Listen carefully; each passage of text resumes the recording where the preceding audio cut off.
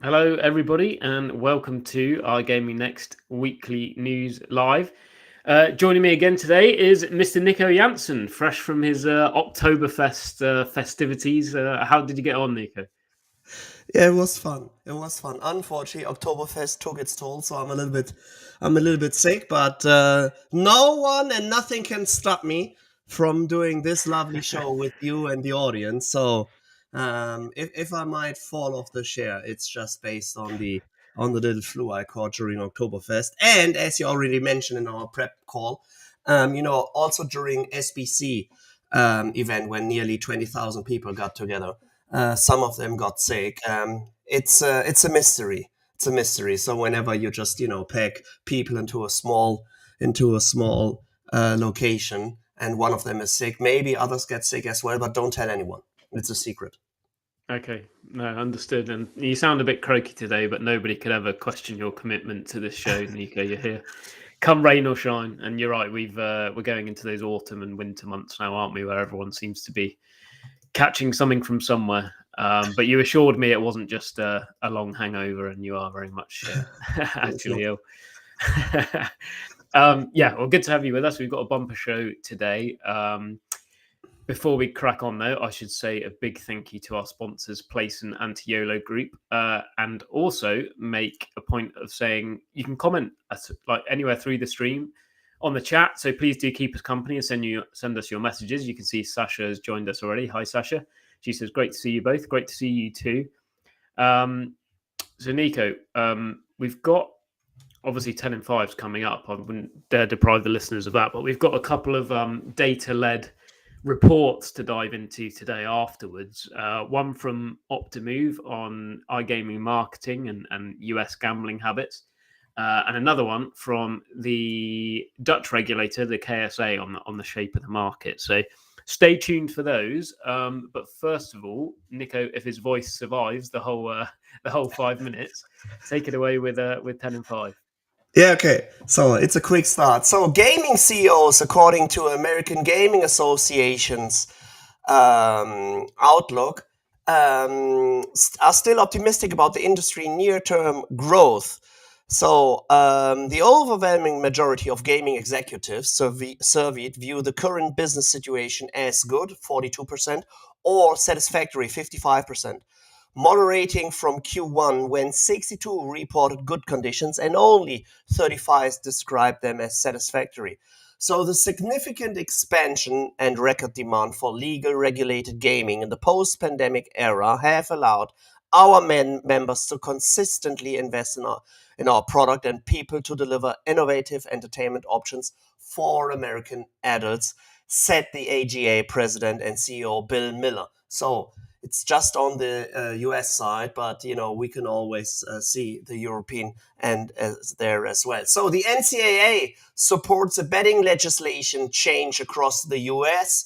So NCAA acknowledged that there are currently 38 states that have implemented laws that legalize sports wagering, and the NCAA, which is the supervising body of all the student sports, said that it plans to collaborate with lawmakers to implement the changes across different states. It supports mandatory reporting hotlines for gambling authorities to report such behavior to law enforcement, as well as an increase of penalties for bettors that engage in harassment of student athletes. Getting back to Europe, as Paddy Power closed 21 betting shops in Ireland. After the closures, Paddy Power will still have 230 retail shops across the country remaining, and the closures will impact 78 staff. While they're offered redeployed, the company has confirmed that it will be some redundancies. Heading over to Greece, the lovely Greek. So OPAP is about to challenge a 24.5 million fine on abuse of Greek competition laws. So OPAP has voted to challenge a fine of 24.5 million, which for violating the competition of Greece and the European Union. So OPAP was accused of infringing both national law and Articles 101 and 102 of the Treaty on the Functioning of the European Union concerning unfair pricing, limiting distribution of equipment, and imposing unfair conditions and transactions. So 24.5 million on the line, but I'm pretty sure they will agree on a lower one as well. So Supergroup immediate pulled services from India following the tax hike. So a couple of weeks ago, we already stated that India just implemented a new tax regime, and Supergroup, the Betway and Spin owner, pulled its services out of the country after tax changes were enforced in country on 1st of October 2023. The amendment of the Indian goods and services tax requires gaming operators and providers to pay a 2028 turnover tax on customer wages, and based on a statement from the Supergroup, the newly effective tax rules make the Indian market no longer commercially viable for Supergroup. So we will see if there will be a comeback as well. So then a quite interesting story as well, and shout out to my man Alexander Martin. Playtech confirms SKS 365 Malta acquisition talks. So Playtech and Flutter have lodged bids for SKS 365, the operator behind Planet Win and the leading market operator in Italy. The brand has presence across both the online and land-based markets in Italy. And according to Sky News, sources close to the talks say the deal could be worth between £500 million and £600 million. Italy's Lottomatica is also said to be interested. Neither Flutter nor Lottomatica have responded to the reports, but Playtech has put out a statement confirming talks, stating following the recent media speculation, Playtech confirms that the group is currently participating in a process regarding the potential acquisition of SKS Malta Holdings, Playtech said. So as this is an ongoing negotiation, I'm pretty sure we can't get hold on the CEO, Alexander Martin. But as soon as the deal is done, I'm pretty sure we are just having a long-awaited guest, and he will just talk us a little bit through this as well. So NFL revises gambling policy for players and staff. The NFL has revised its gambling policy and is reinstating 3 players who previously received longer suspensions. The new policy reduced the punishment for gambling on non-NFL sports from within team facilities to 2 games. As of now, it has been 4 games. Now it's 2 games. But there's also another side of the coin, as the minimum suspension for gambling on NFL games increases to 1 year, and betting on your team has been raised to 2 years. 3 more to go. New York adopts DFS regs that prohibit prop bet style fantasy games. So a prop bet is a side bet which has no direct, is a side wager or parts of the game event that may have nothing to do with the final outcome. And based on the latest statements, New York sports betting regulators have agreed to ban fantasy sport games that have the effect of mirroring player prop bets offered by sportsbook. Fanatics cleared to assume PointsBet licensed in New York. So we already pointed out that Fanatic bought PointsBet, and now they're also officially allowed to reuse the PointsBet license in New York. And Belgium is about to introduce ID checks for gambling machines. So the Federal Council of Ministers has approved new gambling restrictions for land-based gambling in Belgium. All slot machines in retail, leisure, and hospitality venues in Brussels, Wallonia, and Flanders will require mandatory electronic ID verification, as this has been implemented in Denmark as well. And this have been my 10 and 5. Smashing job, Nico. Great run around the headlines there. I think Ross certainly enjoyed it. He says, cracking job, Nico, in the comments. And I also want to say hello to Sean Palmer from AmuseNet Gaming. Thanks very much for joining us today. And also anybody traveling to G2E, which obviously starts on Monday. Lots to get excited about in Las Vegas. So do let us know what you are looking forward to. As I said, it's kind of 2 data-led stories now. So if numbers aren't your thing, then I don't know, maybe go and switch Netflix on or something. But me and Nico will do our best to get stuck into the details. And firstly, I think we need to shout out CRM marketing provider Optimove, who have produced a new 34-page report on basically gambling marketing, kind of the habits of consumers, what consumers like and don't like. And before we jump into the executive summary of that, Nico, do you want to take our viewers through the methodology that was used to Yeah. conduct the study? Yeah, as it's quite interesting. So the Optimove report is based on players' preferences in the queries from roughly 400 US citizens who are online players in September and October 2023. And guess what? Respondents were aged 21 and plus, because it's you need to be at least 21 in the US to deal with iGaming. And household incomes were $75,000 and plus. So we're not speaking about poor players. So it's quite interesting that the methodology specifically aims on a certain type of player, and this is also represented in the outcomes as well. But just take us off to the executive summary, please. Yeah, exactly. Like you say, I think that's borne out in the stats here. And Optimove provided a really good executive summary that you can read in the report for yourself if you like. But I'll take you through some of the key findings now. So, when we look at gambling frequency and type, 85% of respondents said that they gamble weekly, and 56% said they gamble daily, which seems quite high to me, higher than I would have imagined. 76% of those respondents prefer sports betting, while 70% also like to engage in casino games. There were some interesting statistics on sports betting as well, which is a preferred vertical. So live betting was the choice of 56% of respondents, but 70% still preferred single bets, which I found quite interesting.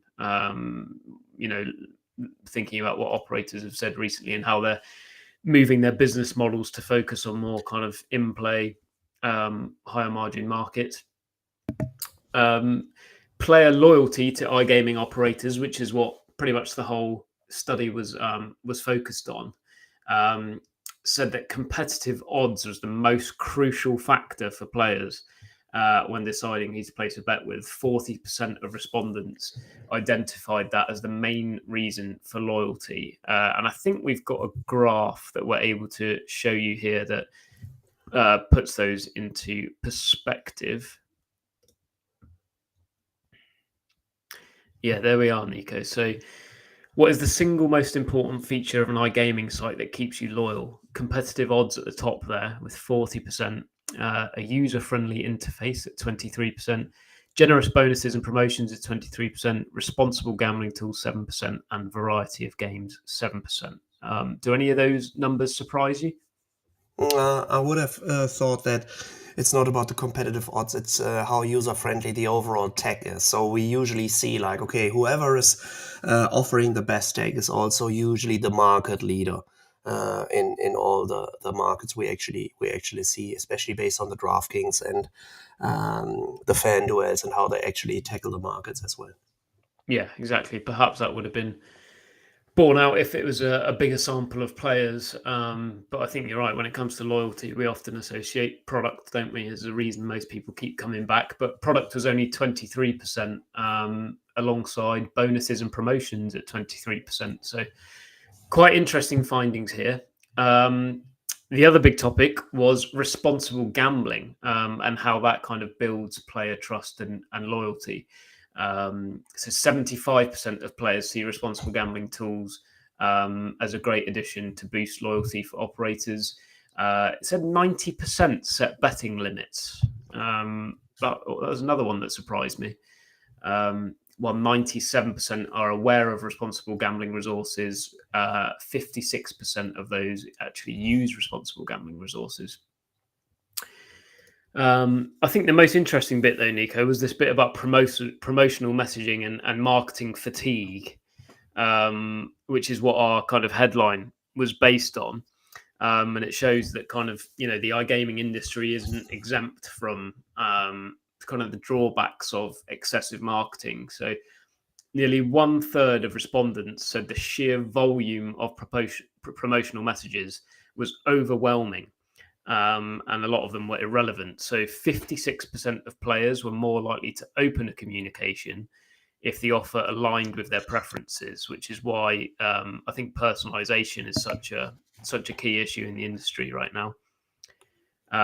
But the big stat here, 86% of players said they unsubscribed from sites due to excessive or irrelevant marketing via email, text, or push notification. Does that number seem high to you, Nico? Would you say that's No, fair? it doesn't.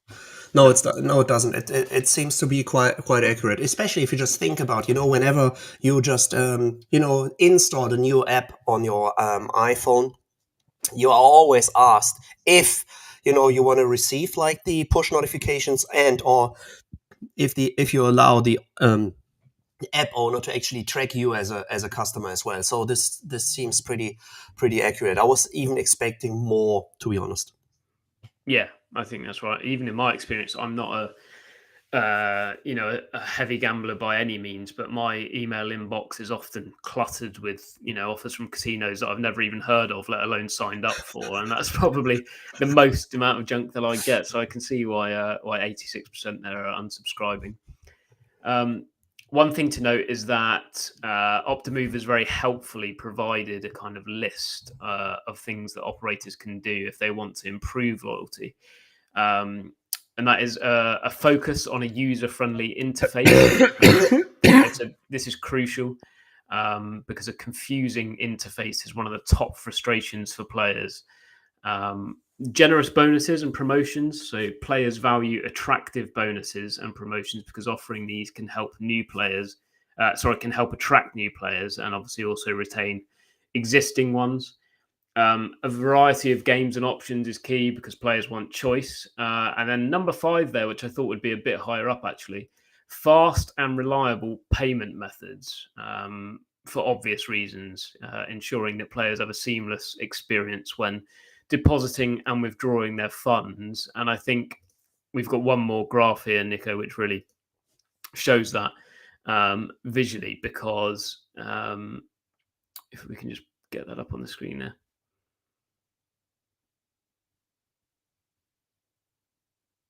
Yeah, exactly. There we go. What aspects of using iGaming sites do you find the most frustrating or dislike? And you've got slow payout process right there at the top on 58%.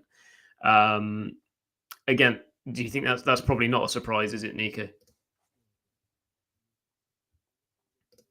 I think you're on mute. Oh, yeah, that's one thing which I would even rank higher. It's like the sign-up process. So, because if the sign-up process is too complicated, usually in all the regulated markets, I'm speaking about Germany, etc., you will be fully identified running your KYC and AML at the beginning. And if this is just too complicated, you just resign and not sign up for the operator. So this would be my number one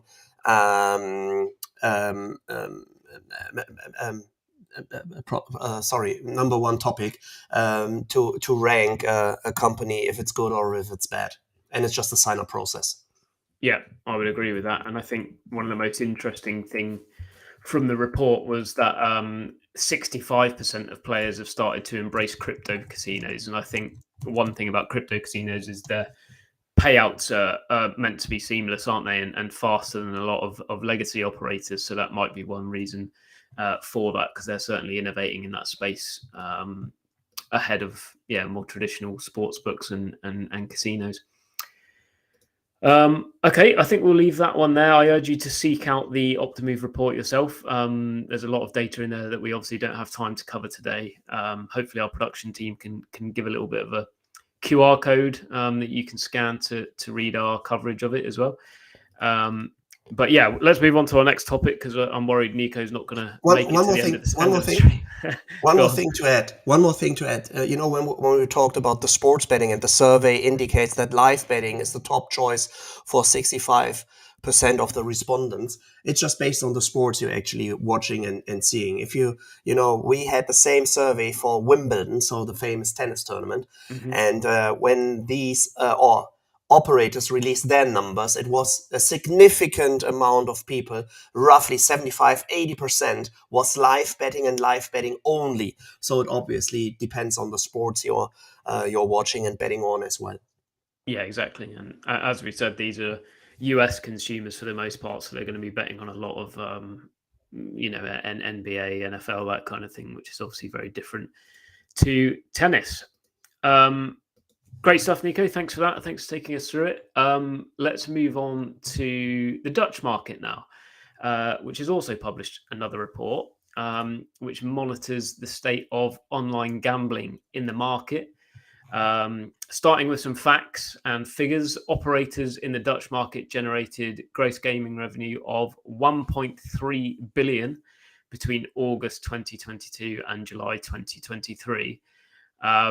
But the regulators pointed out that this growth looks like it might be slowing, with growth less robust than in previous periods. So while GGR increased by 33% from August 2022 to January 2023, it only actually grew by 8% between January 2023 and August 2023. So yeah, massively slowed growth rate there. KSA chairman Rene Janssen, shout out, Nico, to your long lost family member. He said this fifth monitoring report shows that the gaming market continues to grow, even if it is leveling off. What do you think about that, Nico?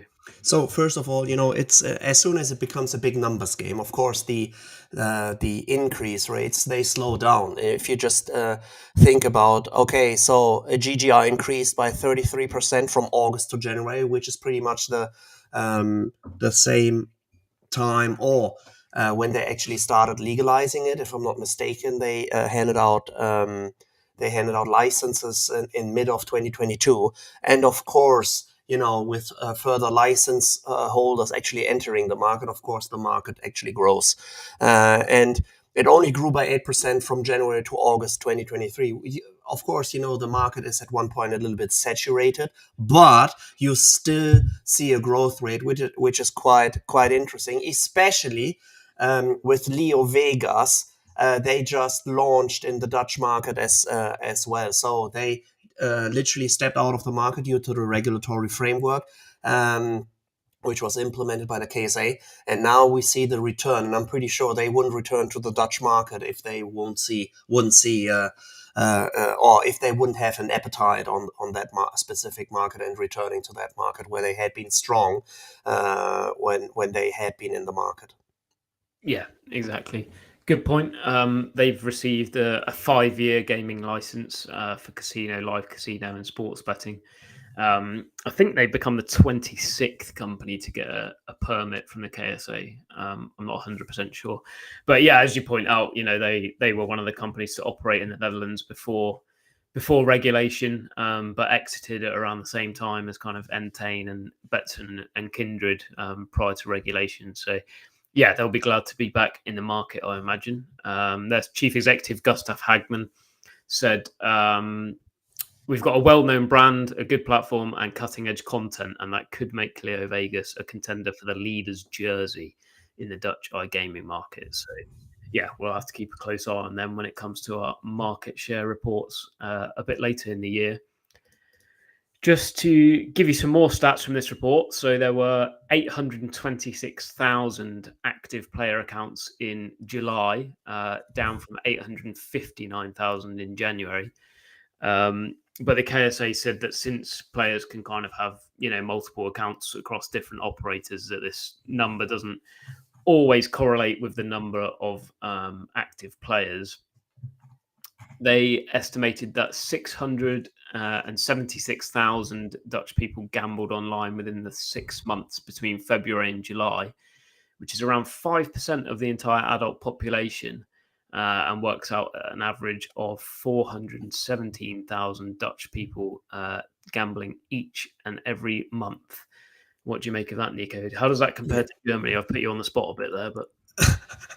So first of all, in Germany, we don't deal with these kind of, not deal, but we don't have this numbers. We are, way bigger than the Netherlands with 83 million people. And if we would be facing the same population playing, I'm pretty sure we would be speaking about 3 to 4 million people, and this isn't the case on a monthly basis. As said, we are just speaking about monthly active users, so we don't see this kind of numbers in Germany. Sure. One number you do have access to, though, I believe, and is a recurring theme is channelization, obviously, as the regulator puts this new regime into place. So the KSA highlighted in this report 93% of players exclusively use legal websites in July, which marked a 1% increase from the previous 6 months. And they actually said that basically new players who entered the market after regulation, so we're talking obviously that period when some of the big operators had left, they said 98% exclusively have used legal providers since then. How likely is that in your opinion, Nico? So first of all, it would be quite interesting to actually see how they calculated this number. To give you an example, even the authorities in Germany have a channelization rate of 95%. And if you just ask them, okay, how do you actually come up with a channelization rate of 95%? They have a pretty simple method to actually calculate it.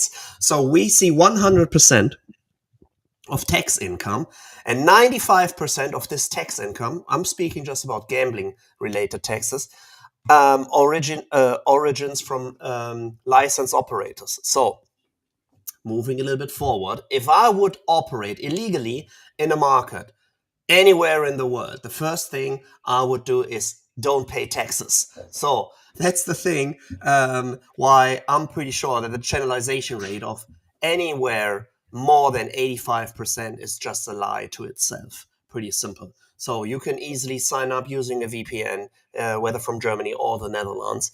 So as said, it would be interesting, and I will just give a call to my uncle, Renny Janssen, and then he will just come up with so Nico, that's our method and how we actually calculated it. But it just sounds way too high. Yeah, no, I would agree with that. Certainly on the ambitious side from the regulators, and I think trade bodies in both countries would probably have differing opinions on the channelization rate. All right, that's a nice solid half an hour from us there, Nicky. Do you have anything else to add on either of those two stories before we move on? Yeah, one more story. It's once again shout out to our man who cycled across Europe, Mr. David Flynn, if I'm not mistaken. Yeah. And if you want to listen to the story, what's behind and why he actually cycled from Sweden, his home country, to Malta, and he collected, if I'm not mistaken, roughly 25,000 euros for the cause of mental health. Just give it a listen, as he did a podcast with Pierre Lind, roughly half an hour, 40 minutes, and they discussed what's the underlying reason for his self-punishment for the greater good. So just listen to this one. It's worth your time, be assured. Yeah, exactly. I don't think he'd even got off his bike when he finished and was basically cycling up the stairs to the iGaming Next office. So thank you to David for doing that. And yeah, I urge you to seek out that podcast. And also, we had him on as a special guest a week or so ago. And thanks to everybody that donated that had watched that stream. Obviously, it makes a massive difference. Right, I think we'll try and get a special guest back next week as well. It's been a couple of weeks without one now. And instead of pina coladas, Nico, I suggest you go and have some hot tea with some lemon and some honey and come back fighting fit next week, my friend. I will. And as said so often, Hollywood loves a comeback, and it's just the two of us, Jake. Yeah, exactly. All right. Well, thanks for joining us, everybody. Thank you again to Playton and YOLO for sponsoring. Thanks, Nico, for soldiering on and joining me. And we'll see you next week. Bye-bye, everybody. Okay. Bye.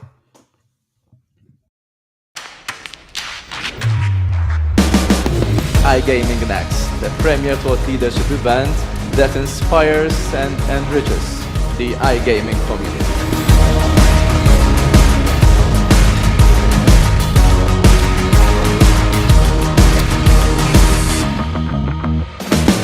an entertainment industry driven by tech. It's tech, it's art, it's entertainment, it's Hollywood. It's about the content, the game. Plethora of sessions, a sold-out exhibition, entertainment areas, multitude of networking events, and ample space to meet.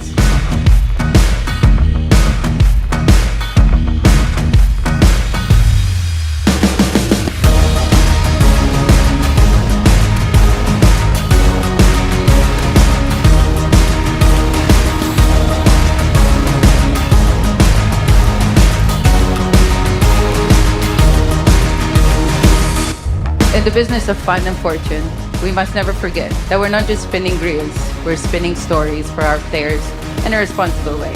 For all of us, that is the true jackpot. The only constant in life is change, and this is really happening as we speak.